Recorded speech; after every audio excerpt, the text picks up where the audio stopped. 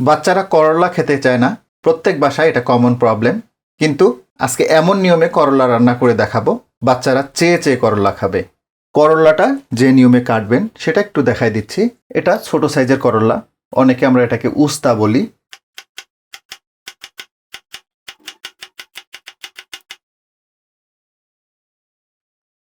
একটু দেখাই, দেখুন করলাগুলো একদম মোটাও না আবার একদম পাতলাও না, এভাবে কেটে নিয়েছি। আর যেটা করবেন, করলায় যদি এরকম এক্সট্রা কোনো বিচি থাকে সেই বিচিগুলো ফেলে দেবেন, এতে করে খাওয়ার সময় মুখে বাঁধবে না। তো একইভাবে সবগুলো করলা কেটে নিচ্ছি। আমি এখানে টোটাল 500 গ্রাম মতো করলা কেটে নিয়েছি। করলাটাতে পানি দিয়ে দিব। করলাটা পানিতে ডুবে থাকে এই পরিমাণ পানি দিলেই হবে।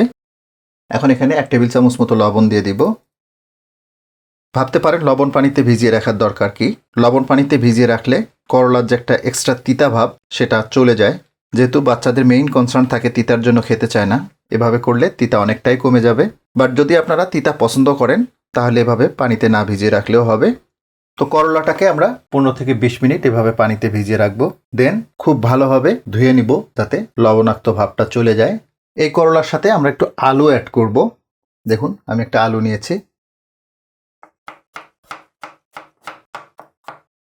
ভাবতে পারেন যে আলুটা এরকম কেন? এটা মূলত জাম আলু, আবার অনেকে এটাকে শিলবেলিতি আলুও বলে থাকেন। এর ভিতরটা অনেক লাল, চেষ্টা করবেন এই আলুটা দিতে। এরপরে আরও একটু চিকন করে কেটে নিব।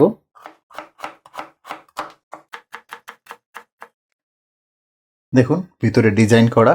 আচ্ছা, যদি এই আলুটা হাতের কাছে অ্যাভেলেবেল না থাকে সেই ক্ষেত্রে এরকম যে দেশি আলুগুলো আছে সেটাও ব্যবহার করতে পারবেন। এটা ছোট লাল আলু, এটাকেও ব্যবহার করতে পারেন।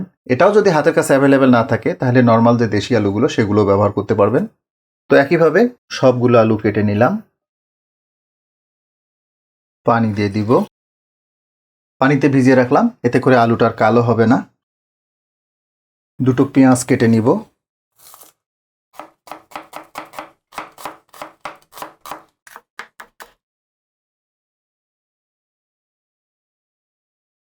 পাঁচ সাতটা কাঁচামরিচ আমরা মাছ বরাবর কেটে নিব।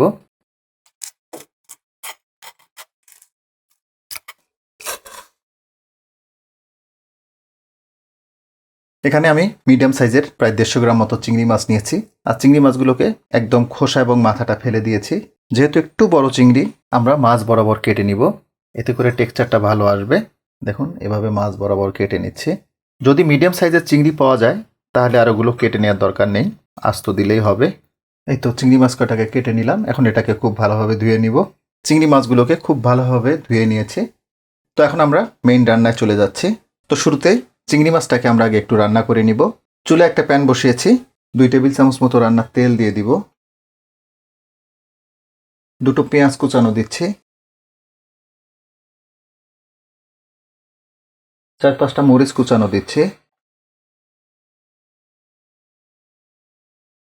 দিচ্ছি হাফ চা চামচ হলুদের গুঁড়া, হাফ চা চামচ জিরার গুঁড়া, হাফ চা চামচ ধনিয়া গুঁড়া,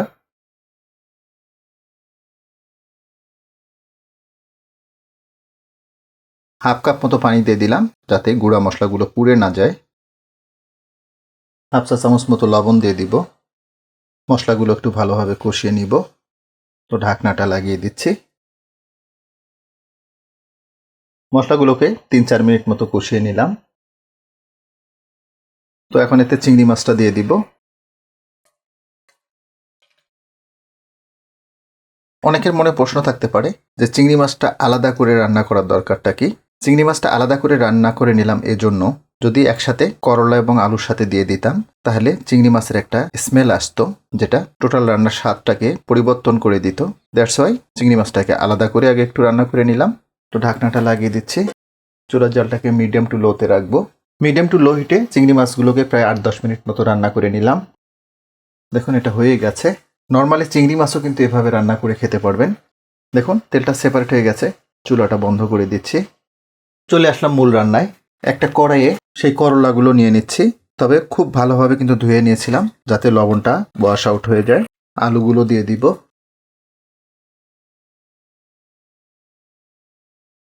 দুটো পেঁয়াজ কুচানো দিচ্ছি। 4-5টা মরিচ কুচানো দিচ্ছি। 1 চা চামচ হলুদের গুঁড়া, হাফ চা চামচ জিরার গুঁড়া, হাফ চা চামচ ধনিয়া গুঁড়া, লবণ দিচ্ছি, 2 চা চামচ মতো দিয়ে দিলাম। রান্নার তেল দিয়ে দিব, 2 টেবিল চামচ মতো রান্নার তেল দিয়ে দিলাম। সবগুলো উপাদান খুব ভালোভাবে মাখিয়ে নিব। এটা কিন্তু হাত দিয়ে মাখিয়ে নিতে হবে। হাত দিয়ে মাখিয়ে নিলে আলুটা করলার সাথে খুব ভালোভাবে মিশে যাবে। খুবই স্বাস্থ্যকর একটা রেসিপি এটা। গরমের সময় করলা খুবই উপকারী, কিন্তু দুঃখের বিষয় বাচ্চারা খেতে চায় না। বাট এভাবে যদি রান্না করেন বাচ্চারা কিন্তু খুবই মজা করে খাবে, যেটা আপনার দেখতেই ভালো লাগবে। তো সুন্দরভাবে মাখিয়ে নিলাম। জাস্ট এখানে হাফ কাপ মতো পানি দিয়ে দিব।